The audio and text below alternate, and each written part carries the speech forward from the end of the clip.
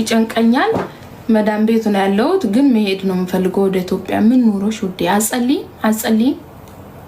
አጸልይም እንዴት ይጨንቅሻል እምነት የለሽ ጸልይ ውዴ ወደ ፈጣሪሽ ጩይ ስትጸልይ ብርቱ ትሆኛለሽ ጎበዝ ትሆኛለሽ ስትጸልይ ጭንቀትሽ ሁሉ ይቀልሻል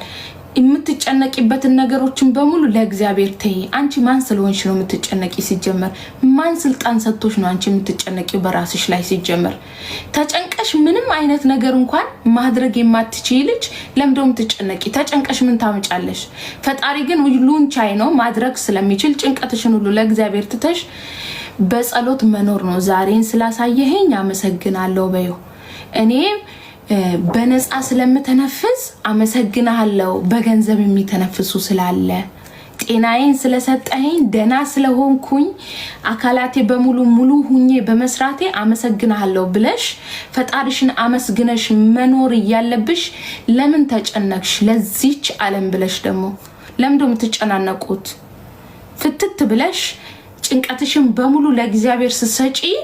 እግዚአብሔር ስራውን ይሰራል አንቺ ስትጨነቂ ግን አምላኬ ሆይ አንተ አታስፈልገኝም ያልሽው ነው ማለት ነው ሶ ስለዚህ አንተ አታስፈልገኝም ከምትይ ለእግዚአብሔር ስጪው እሱ ቻይ ነው ማድረግ ይችላል ራስሽ ፍትት ብለሽ ኑሪ የሚጨነቅልሽ አምላክሽ አለ ለምን ትጨነቂያለሽ እኔ ልንገርሽ ብዬ ነው ውዴ ሶ ወደ ስራዬ ስመለስ ኮሜንት ስለጻፈችልኝ ነው በምንናገራቸው አንዲት ቃላት ያንድ ሰው ህይወት ማትረፍ እንችላለን ለዛ ብዬ ነው የ10 ግራም ወርቁ ላይ እንትን እንላለን አመሰግናለሁ መሲ 5 እናርገው ለማንኛውም ጥምቀት ላይ ለአንድ ቀን ሲቀረው እናወራለን ራሳችሁን የምትገዙት ወርቁን ሙስሊም እህት ከደረሳት በራስሽ ለምሳሌ በልብ ቅርጽም ይሁን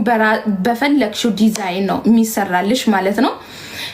በፈለክሽው ዲዛይን ወይ ደግሞ መስቀል ባልሆነው ነው እኔ አሁን ከስተመሮቼ ሙስሊምም ክርስቲያንም ፕሮቴስታንትም ሁሉም ነው የኔ ከስተመሮች ማለት ነው